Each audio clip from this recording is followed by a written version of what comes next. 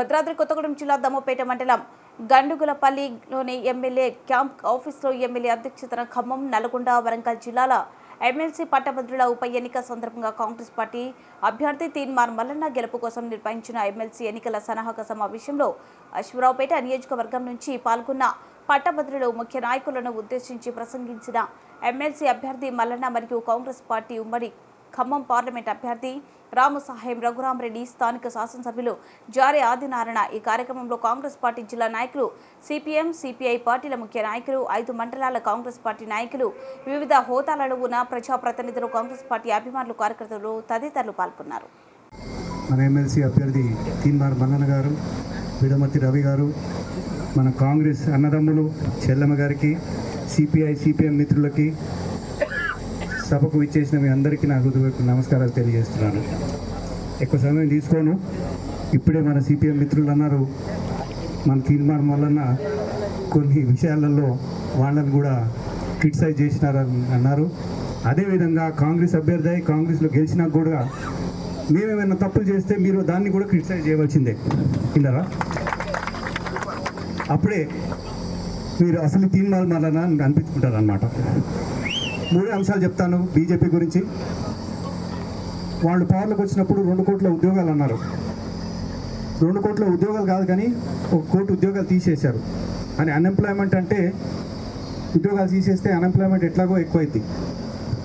గత 2 ఏళ్లలో స్థానికంలో సెంట్రల్ సంస్థలు 10 సంస్థలు అమ్మేశారన్నమాట. తీన్మార్ మల్లన్న గారిని అత్యధిక మెజార్టీతో గెలిపించిన ఆలోచనతో ఈరోజు నియోజకవర్గ స్థాయి సన్నాహక సమావేశం ఏర్పాటు చేయడం జరిగింది.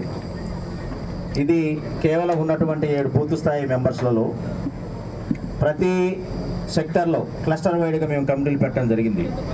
ప్రతి క్లస్టర్ వైడ్గా ఉన్న ముఖ్య కార్యకర్తలు మాత్రం రావడం జరిగింది. అంటే వీరే రేపు ఖచ్చితంగా దిశానిర్దేశం చేయబోతారు. అక్కడ ఉన్నటువంటి ఎవరైతే ఉంటారో పట్టభద్రులు ఎవరైతే ఉంటారో వాళ్ళని మోటివేట్ చేసే కార్యక్రమానికి వారికి మేము కంప్లీట్గా ఒక కమిటీ ఆర్గనైజ్ చేయడం జరిగింది. ఇప్పుడు వచ్చినటువంటి వారందరూ కూడా రేపు ఉన్నటువంటి 5,151 ఓట్లకి ప్రతినిధులు వీరంతా, ప్రతి గ్రామ స్థాయిలో పనిచేసే ప్రతినిధులు వీరంతా కూడా.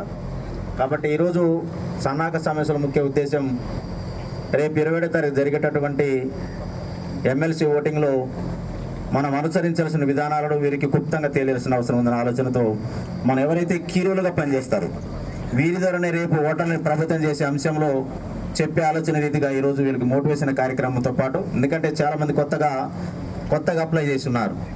ఓటింగ్ ఎలా వేయాలి, ఎలా ఓటు వేయాలనే ఆలోచనతో కూడా చాలామంది కొత్త అభ్యర్థులు వెయిట్ చేస్తూ ఉన్నారు. వారందరూ కూడా ఈరోజు ఇది దిశానిర్దేశం కేవలం ఎవరైతే ఓటర్ని ప్రభావితం చేసే ఆలోచనతో వారందరినీ కూడా కమిటీగా ఏర్పాటు చేసి ఈరోజు ఇక్కడ రావడం జరిగింది. అదేవిధంగా మనం చూసాం ఎమ్మెల్యే ఎలక్షన్లో కూడా ఈ నియోజకవర్గం నుండి అత్యధిక భారీ మెజార్టీని అందించారు. అదేవిధంగా మొన్న జరిగినటువంటి పార్లమెంట్ ఎలక్షన్లో కూడా మనం అనుకున్న రీతి కంటే పెరిగి అత్యధిక భారీ మెజార్టీని అందించబోతాం. వారి మిమ్మల్ని కూడా అత్యధికంగా ఉన్నటువంటి 5,151 ఓట్లలో మిగతా వాళ్ళకంటే కూడా ఎక్కువ మెజార్టీని అందించడానికి మేము మీకు అందిస్తామని చెప్పేసి మీకు హామీ ఇస్తున్నాను. 5,000